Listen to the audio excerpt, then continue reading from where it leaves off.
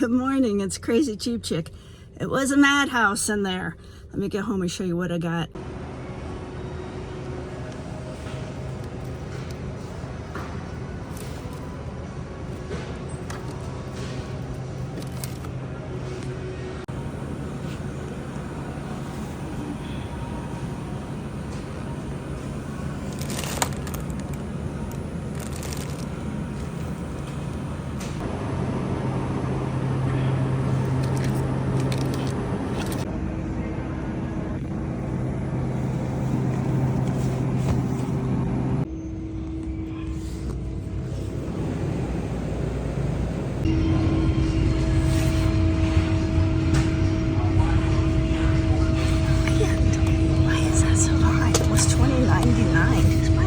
He's spending $20.99 for a jar of almond butter.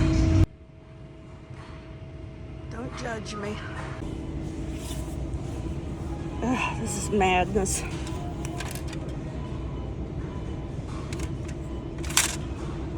Still seems so expensive to me. I could probably get it way less expensive at the dollar store, but I'm gonna go ahead and grab it. Well, I got a bunch of light fixtures marked down.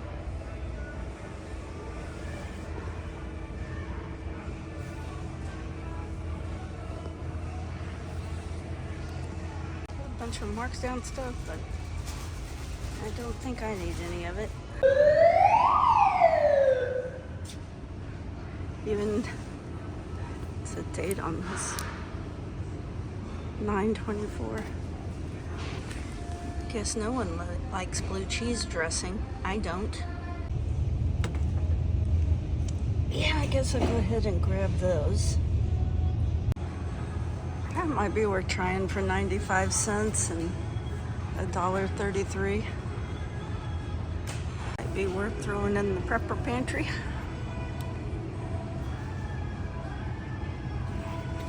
Sweet and smoky onion. That's a mustard also. Yeah, try them. I don't use a lot of Rotel, but I guess I'll grab a couple just to have them on hand. 83 cents. I ended up spending $75.65 on food at Dillon's this morning, and I'm gonna real quickly run through what I got. This rice was $1.50 a package. I got 2 of those. Pineapple chunks for $1.67. Large olives were $2. 1 zucchini, which was 82 cents. A green pepper, which was 89 cents. I am so tired of paying so much for makeup. This was $10.49 for this little tiny package of makeup. But I have such bad age spots, if I don't put some foundation on it, it looks pretty bad. Everything else was sale or clearance. Butter was $2.29. You could buy up to 3, plus I had a coupon for this one, so it rang up for $1.59, and the other 2 rang up for $2.29. Sour cream was $1.49. These diced tomatoes, it's really like Kroger brand Rotel, were 49 cents each. I don't use a lot of those, but I went ahead and got a couple of packages. These snack tomatoes were $2.99, I believe, on sale, but they rang up $1.75 because I had a coupon for that. Anything in the red net bag is 99 cents, so 4 avocados for 99 cents. 2 packages of these roasted chicken for $1.62. All of these sauces were on clearance, so I got some sweet and smoky onion mustard for $1.34 and some stone ground mustard for $1.34. Some half and half. It doesn't expire for a few days, but it was marked down to $3.13. I think it's good till April 1st. Then this pesto garlic sauce was $1.39. It's a dipping sauce. And this creamy garlic chili crisp sauce was also, I believe, $1.39. 99 cents for 3 yellow squash, 99 cents for 3 cucumber.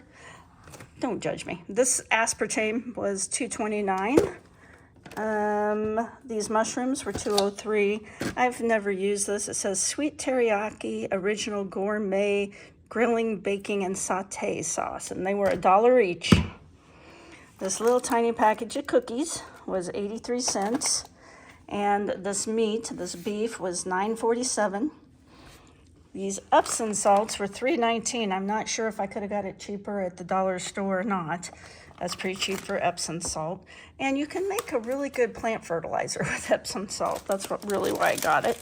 Couldn't resist these bouquet of little flowers for $2.45. And I got 2 more packages of toilet tissue for $3.99 each. So that's what I got for my $75. Now, what are we going to eat?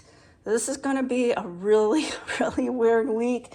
We leave again for Dodge City on Saturday, but we're going to go stay with some friends for Saturday night. So they'll either feed us or we'll go out to eat. And then on Sunday, we'll leave their house and head to Dodge City, and we'll be there through Saturday. Now, when we're in Dodge City working, for one thing, they feed us lunch. A lot of companies, like when I sold cars, they always fed us lunch because they didn't want us to leave the dealership on Saturdays because that was our big day. And so each salesperson got a Saturday to pick out what to have for lunch, and it was usually something like pizza. But they didn't want us to leave. They wanted us to stay on the lot and sell cars. A lot of companies, or some companies, do that because like Dodge City is so far out there. And oftentimes the lunch is so big that I can take it back and we can have some of it for supper, or we'll just go get something to eat. Sometimes I cook in the trailer. It just depends. But since we're there working, the business will pay for our food probably if we go out to eat. And if I cook in the trailer, I usually just buy it. So I don't have to have a lot of food to eat this week. But I still wanted to stock up. The main thing I went for, because you have to stock up on whatever they have on sale that week that you use, and for me it was butter. And tonight I'm going to take this beef and I'm going to make shish kebabs. So that's why I needed a green pepper, the zucchini, the yellow squash, the mushrooms. I've got the olives, the pineapple. It's going to be some really good shish kebabs and rice. And if I had to, I have enough food here. I could feed us all week, especially with this chicken. That's enough chicken to make 2 different meals, and I still have chicken left over from this week that we didn't get around to eating. So since I didn't need a lot of food, I stocked up on other stuff like sauces and toilet paper and Epsom salt. But I still ended up spending about the same amount because I'm usually in the $75 to $125 range. And it's going to be a crazy week. Well, guys, thanks for watching all the way to the end. Now, as always, as a reward or a punishment, I always tell you a little story at the end and a little bit about what's going on in my life. In my life, we got the yard seeded, and we're supposed to get some rain tonight, and so I hope we do, but no storms. I hope no storms. But that grass seed needs some rain. At the very end of the video, I'm going to share a video of my dad's kitten, just to give you a little warm and fuzzy. And what else? Well, we're down in Dodge City now. For the weekend, we went to stay with some friends in Winfield, Kansas, and had dinner with some friends, and then lunch with some friends the next day, and then we drove on to Dodge. And today is Monday, April 1st. And John Wayne told me this morning, well, believe nothing you see or hear, and don't trust anybody, just like a normal day. He gave me a good laugh this morning. Anyway, we're here a day before we start work, and we're going to take kind of a date day. Going to go over to the Boot Hill Museum, tour that. I've never seen it. Well, actually, I did see it as a little kid. When my parents took a vacation to California, we drove through Dodge City, and I think we toured that museum when we came through here. Going to be working all week and hopefully head home on Saturday. So now my story. I was thinking, what story can I tell that I haven't told already? And I had a memory come to mind of when I was younger.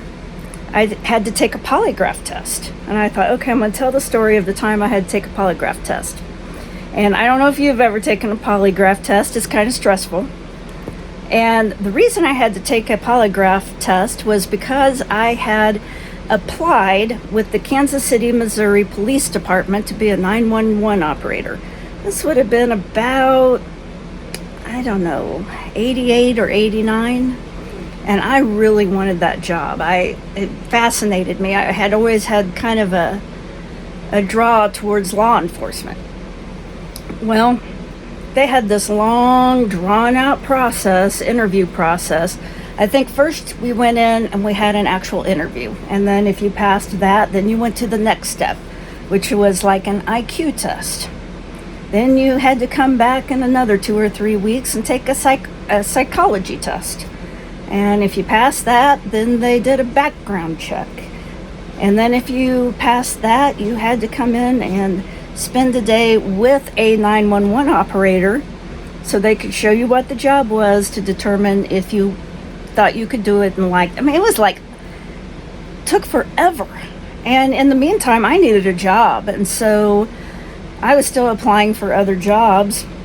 And you know, back then in the late 80s, this isn't my first rodeo with high interest, high unemployment, or inflation. Because back in the late 80s, oh man, it was bad.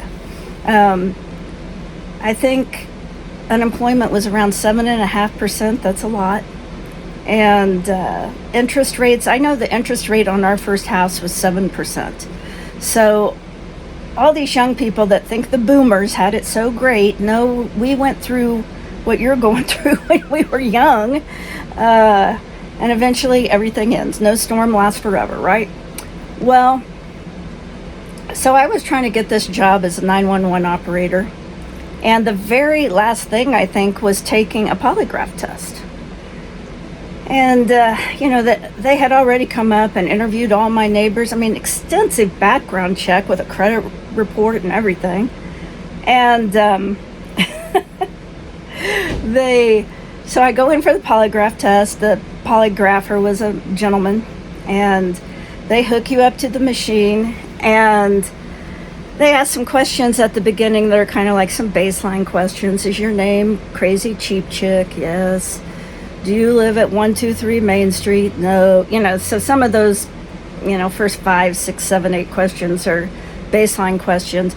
Then they get into asking you some other questions. And I don't remember the specific questions, but they were along the lines of honesty, integrity, you know, that kind of thing. Making sure you weren't, you know, a psychopath, I guess. And so at the end of the polygraph test, and I was nervous. I mean, if you've never taken something like that, it does make you nervous. At the very end of the test, and he's unhooking me, and he goes, well, you failed one of the questions. And I'm like, what? And he's like, yeah. Do you know which one? Kind of mean. Probably part of the plan, you know. And I'm like, I have no idea. I'm like, I gave truthful answers on all those questions. I didn't lie. And he's like, well, you failed one. You know, you ought to know which one it was. I'm like, I don't know which one it was because I told the truth on all of them. I was starting to get a little angry. And I'm like, which question are you saying I didn't pass? And he said, do you plan on making the Kansas City, Missouri Police Department your career? And I think I reacted just like that. I started laughing, and he's like, what are you laughing at? And I said, well, how can anyone know the answer to that question? That's a hypothetical question. If I really love the job, then yes, I'll make it my lifelong career. If I end up not liking it, then I could see leaving. I mean, there's no way to know the answer to that. And that's a truthful answer. And I must have said yes, and it must have, you know, my hesitation or my lack of a firm yes must have shown up on that polygraph test, though I have very little faith in polygraph tests personally. think they're pretty easily manipulated and they're not allowable in court in Kansas. So anyway, that's my story of taking the polygraph test. Now, I left there and I kind of thought, well, I'm not getting it. You know, they're saying I failed a question and blah, blah, blah. And I was mad because, you know, I'd put in so much time trying to get this job. And back at that time, I don't know if they still do. I mean, we're talking many years ago. You were considered a police officer. 911 operators were literally considered police officers. So I think they put people through the exact same process they were putting police officers through. Well, anyway, I thought I didn't get it. I had applied for other jobs, and by that time, I had gotten hired by the car dealership to sell cars, and I had started selling cars, and man, I loved it. And I was doing great. I mean, I was making good money right off the bat selling cars, and it was fun. It was exciting. I was the only woman car salesman there. You know, had a good job. Ring, ring. Hello. This is Kansas City, Missouri Police Department. We'd like to offer you a job as a 911. And I told him no because I'd already started this other job and I liked it. I was making more money than what that job paid. And the police department, the 911 operator position is a 24-hour-a-day job. So I knew I'd be working some night shifts and weekends. And I just thought, you know, you've got it good here. Stay here. And that's what I did. So I never became a 911 operator. So that's my story for today. And you can let me know if you've ever taken a polygraph test and failed it. Of course, we're in our RV today. And we'll be here all week in the RV. And heading home on Saturday. And today we're going to take kind of a date day. We're going to go and tour the Boot Hill Museum and probably go out to lunch and then come back here and grill some burgers tonight. And it's going to get up in the 60s today, but it's going to be cold all week. So I'm glad today is the day we're going to go out and do a little exploring around here. And I'll probably make a video on the Boot Hill Museum. If you don't want to watch it, just don't watch it. If you come for the groceries, then just watch those videos. You know, they always say if you have a YouTube channel, you should stay in your niche. I guess my niche is me. And these are stories about me and my life and what I'm doing every day. And stay put, because I'm going to show you a funny ad that I saw this week that really made me laugh. And I'm also going to show you this kitten video. Now, I hope you have a great week. Hope you found some great bargains. And I hope you don't get fooled today on April Fool's Day. Have a great day.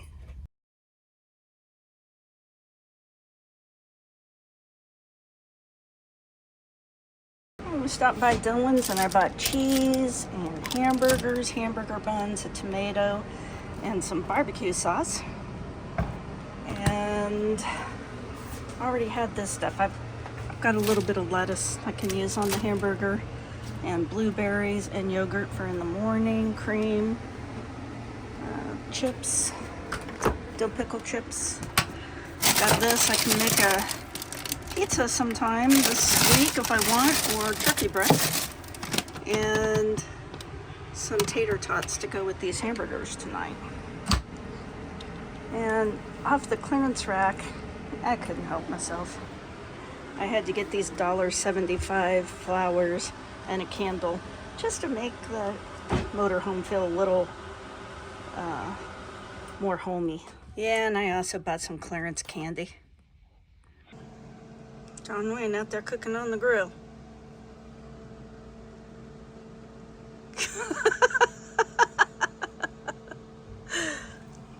How are those burgers looking? Oh, we didn't even put them on yet. Wait till get time. What? Wait till get time. Oh, okay.